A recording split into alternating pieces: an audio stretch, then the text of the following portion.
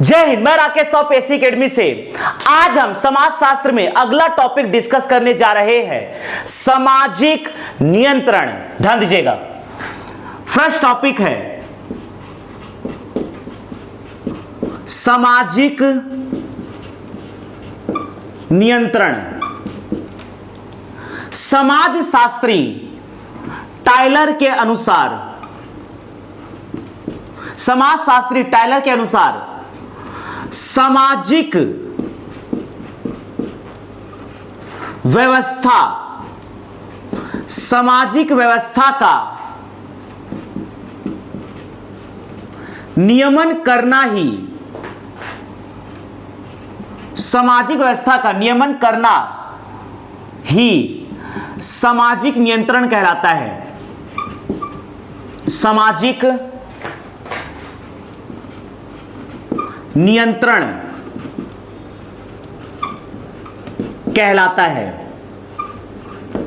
अर्थात किस प्रकार से शासन तथा प्रशासन के द्वारा समाज का नियमन किया जा रहा है, इसी को कहा जाता है सामाजिक नियंत्रण। लेकिन समाज का नियंत्रण केवल शासन प्रशासन के द्वारा नहीं किया जाता है, बल्कि इसका प्रारंभ होता है सबसे पहले परिवार से, क्योंकि व्यक्ति का जन्म होता है परिवार में। इसलिए व्यक्ति को सामाजिक नियंत्रण का ज्ञान सबसे पहले मिलता है परिवार से। इसके बाद शिक्षा व्यवस्था, जब कोई भी बालक का जन्म होता है तो परिवार में उसका जन्म हुआ तो उसको प्रारंभिक शिक्षा अर्थात समाज को नियंत्रित करने की जो प्रणाली है वो परिवार से प्राप्त होती है। इसके बाद जब वह बालक स्कूल जाता है, विद्यालय जाता है, तो उसे समाज में रहने का तरीका मिलता है, समाज में किस प्रकार से रहा जाता है यह तरीका, इसका ज्ञान उसे स्कूल से प्राप्त होता है, अर्थात शिक्षा व्यवस्था से प्राप्त होता है। और शिक्षा को एक पीढ़ी से दूसरी पीढ़ी तक आसानी से पहुंचाया जा सकता है। इसके बाद आता है धर्म। धर्म हमें सामाजिक नियंत्रण प्रदान करने की तीसरी सीढ़ी है, अर्थात धर्म हमें अनुचित तथा उचित के बीच का अंतर प्रदान करता है।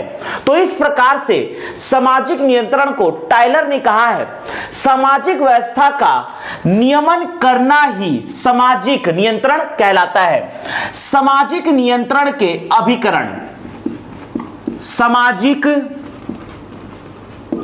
नियंत्रण के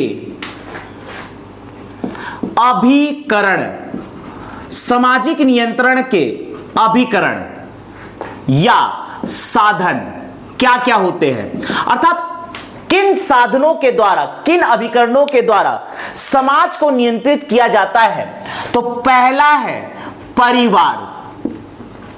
किसी भी व्यक्ति का जन्म परिवार में होता है, अर्थात उसे प्रारंभिक शिक्षा समाज के बारे में परिवार से ही मिलती है कि किस प्रकार से समाज में रहा जाता है।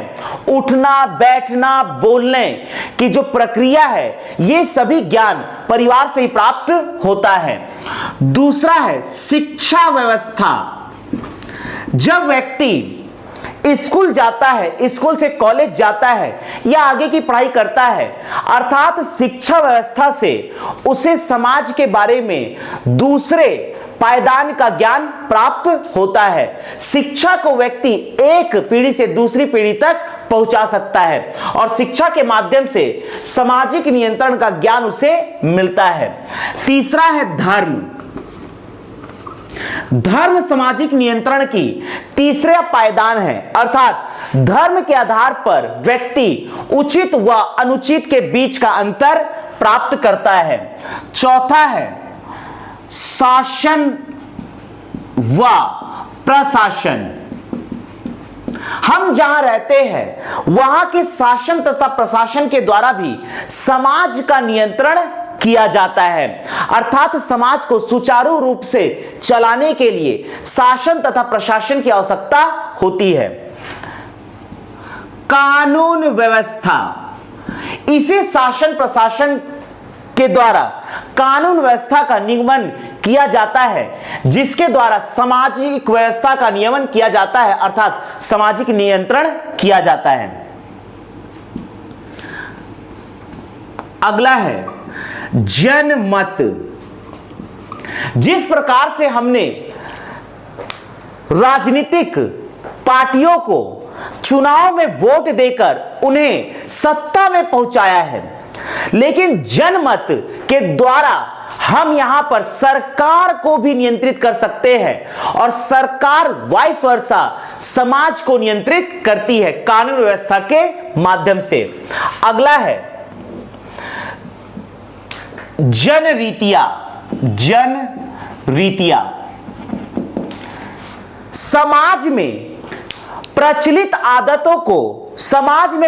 आदतों को जनरीतियां कहा जाता है, जैसे कि बड़ों का सम्मान करना, माता पिता का सम्मान करना, मेहमानों का सत्कार करना, छोटों के प्रति शिष्टाचार रखना, उठने बैठने तथा खाना खाने में शिष्टाचार रखना, ये सभी कहलाता है जनरीतियां और इससे भी हम सामाजिक नियंत्रण को प्रदान करते हैं। यही जनरीतियां आगे जाकर बनती है लोकाचार या रूढ़ियां।